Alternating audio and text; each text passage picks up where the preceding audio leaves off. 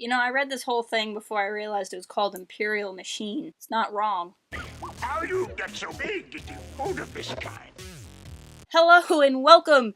Today I'm talking about the first story arc in the Darth Vader Dark Lord of the Sith, which is apparently called Imperial Machine. Not to be confused with, oh dear, Darth Vader, Just Darth Vader by Kieran Gillen. This is going to be a review of the comic, and it will be a spoiler-free review of the comic. I want to talk about the tone in this and the context in this.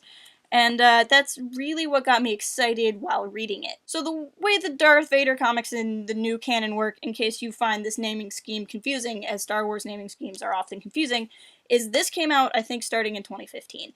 And this was a series about Darth Vader, and it's Vader in his prime. But then the comic ended, and we got Darth Vader, Dark Lord of the Sith.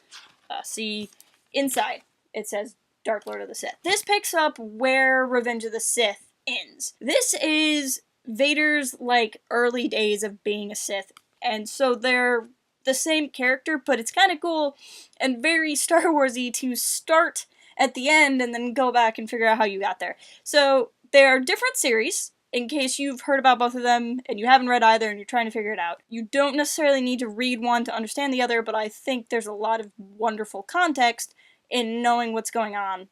Either if you read through Charles Soule's first and then go to Kieran Gillen's, or if you start with Kieran Gillen's as I did, which is the release order. This was great. This was downright amazing. I was hooked from the first page. I promise spoiler-free, it's going to stay spoiler-free, but the comic opens, the very, very first thing you see is the scene at the end of Revenge of the Sith where Vader is waking up on the Dr. Frankenstein table and he's screaming no, and it's what goes on in that scene after we cut away, after Vader yells no, and it profoundly changed how I will watch that scene forever. I will never watch the end of Revenge of the Sith the same way again. It shows you how powerful Vader was, even in the suit, which is something we finally get a feeling for in Rogue One as well. What was fun about it is because it takes place in the year of Revenge of the Sith, it's still in, the Clone Wars. For a Clone Wars fan, the Clone Wars time period is one of my favorite periods in Star Wars, and I've felt so starved of it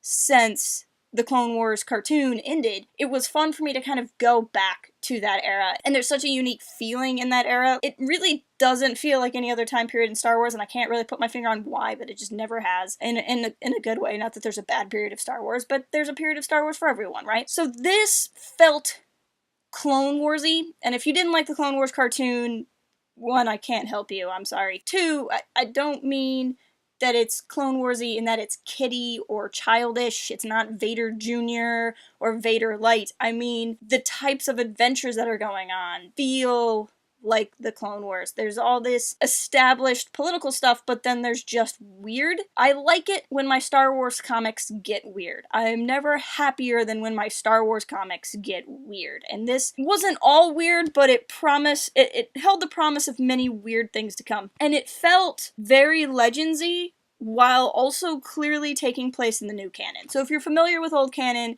there was this book. This comic is kind of what this book was.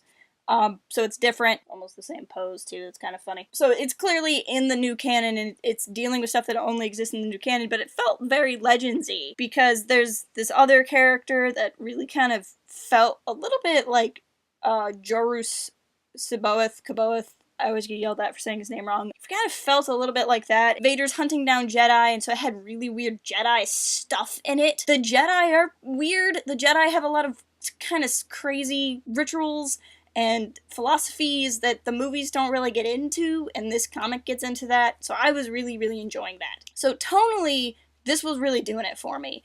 It's tonally very different from Gillen's Vader, again, because this is Vader as a beast, and you're just watching Vader going around being a beast. But it's also very different in that there's a lot of adventure. This is Vader going off and doing things and earning his place in the Empire, and that was really fun to read. This also just really cemented in you know, what was it like as the Republic was becoming the Empire, and what Palpatine did, and you got to see, you know, what Palpatine was doing to the Jedi Temple, which is stuff we kind of heard about but hadn't seen a whole lot of, a little bit of, but not a whole lot. I also really dug the art in this. Vader's kind of a tough character because his face is always the same. Everything about Vader is about body language because he can't express anything different with his face. So it's all about how he's moving, if he's moving, how he's standing, and the way the artist worked with that was really phenomenal. And just what parts of Vader could you see, and to get into his head without a whole lot of thought bubbles is really impressive. Because it would be easy just to rely a lot on Vader thought this, but instead it was still expressed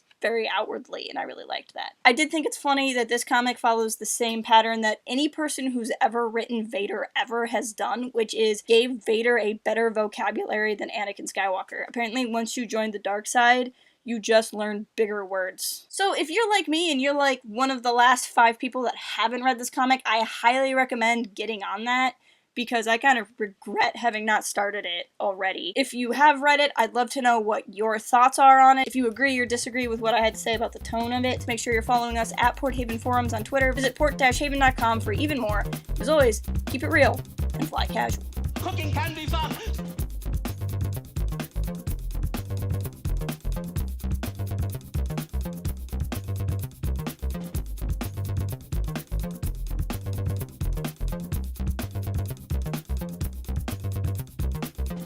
Darth Vader, just Darth Vader.